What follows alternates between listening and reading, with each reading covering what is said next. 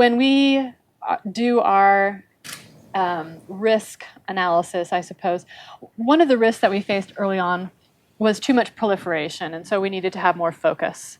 And we needed to decide exactly what kind of company we were going to be and what challenges we were going to take on. And that's a risk, because then you put your horses all in one race and you go, and then you got to go fast. And so that was, I think, our first, was deciding that these were some technologies that we can buy into, and we think they're game changers, and we're going to put all of our muscle behind this one.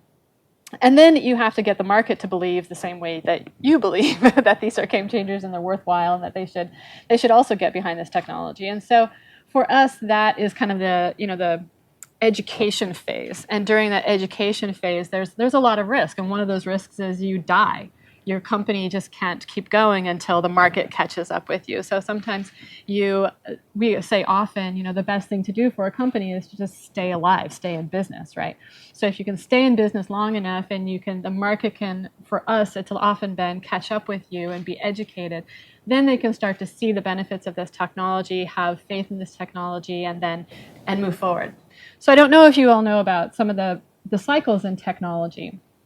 So first of all, when a technology is introduced, there's a lot of hype, and people get really excited about it, and the early adopters start taking off with it.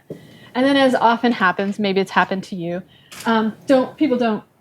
the technology doesn't meet your standards. So you get this vision of what the technology should be. You buy the product, you put it down, and then it doesn't do what you think. And so this is the trough of disillusionment that happens. So you have this, and that's the technical name for it from all the MBAs out there who created this, Forrester. So you go up, early adopters, a lot of hype, great, trough of disillusionment, and then pretty soon the technology actually catches up to what people expected it to do. And then you have this slow rise and then a plateau. And then that's when the technology is now a sustainment technology, and it's no longer an innovative technology. And a lot of times when we have this discussion about innovation, people are like, ooh, sustainment, bad word. You don't want to be in that area. You want to stay innovative. But no, sometimes you really do want a sustaining part of that. And so as we're managing our company, it's nice to have some of the pieces and the features and the value that we are creating be in that sustainment mode, and then have these littler waves of innovation that come. So, sometimes you will stumble across something that is a complete game changer. And so the education process gets to be very long. And so when you're talking about changing the business, this is something that is hard for people to grasp.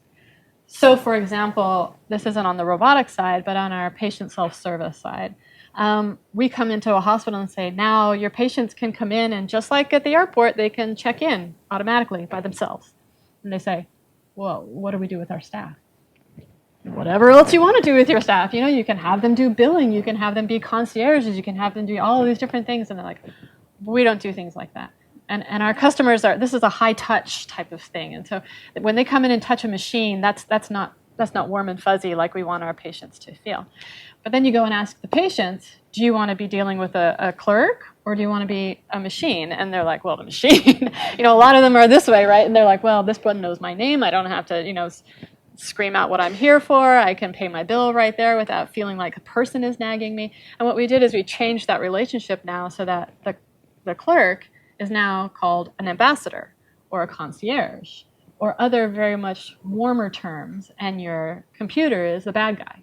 So you come in and it's the one who asks you, do you want to pay your copay with this thing? Or, tell me your eligibility again because your insurance has expired. Or, some of these questions that are a little bit more tentative that people don't necessarily want to have with another person, but with a computer, it's fine. And then if they have any problems with this, they go to the desk or someone is right there to help them, and that relationship has changed.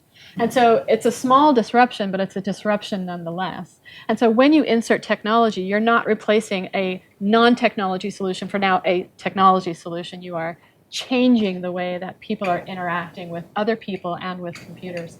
And I think realizing and helping people to realize and get them over that initial adoption is really important. And it is a lot of risk for us at some points of people buying into that and that being successful. But in the end, it shows a much more increased value proposition for everybody.